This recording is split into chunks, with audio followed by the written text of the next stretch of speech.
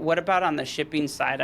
Because at this stage, if you're getting hit with tariffs, then you need to make sure that you're able to offset that, well, either by increasing pricing to the consumer or by cutting your costs in other areas with automation so that your overall cost to business in your operations is reduced so that you can keep lower prices. So what other things could exist to automate on the shipping side, shipping product out to keep operation costs down? One of the things we learned early on in business is supply and demand model. And if you look at the current import supply coming into the country, it's significantly reduced. So companies want to do a number of things with the assets they have now. One of those things is they want to control them better because the assets they have now are about to skyrocket in value.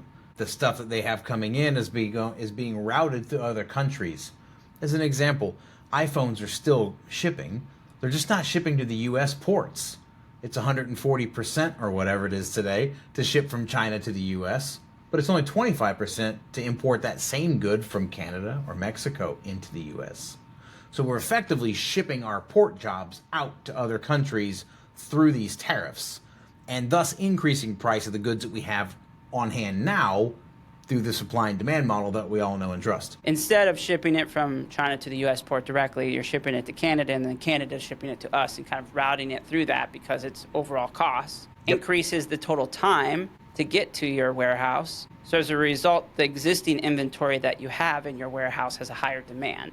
Is that what you're trying to refer to? Exactly. Much higher demand and the ability to replenish that. Those models don't exist. The model before, if, as an example, you're shipping to the West Coast ports, Seattle, Long Beach, LA, those are the big ones. If any of those ports were slowed or shut down for whatever reason, we've seen port strikes in the past, what would we do as an importer? I would simply go to Houston. I would go to Miami. I would go to Washington. I would go elsewhere, but not now because it's a tariff. The tariffs are impacting the whole of the US, 140 some odd percent.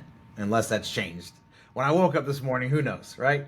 But that same good I can ship into Vancouver and I can bring it down the border, not much further from Seattle. It's only a 25% tariff. So we're bringing stuff in, but through channels that have not been stress tested to this degree before. If everybody starts using Vancouver that was using LA and was using Seattle, that is going to stress, or even Tacoma, that's going to stress that port significantly, and that border is going to get backed up significantly. There will be a delay. There will be a supply and demand issue. It's just a matter of time.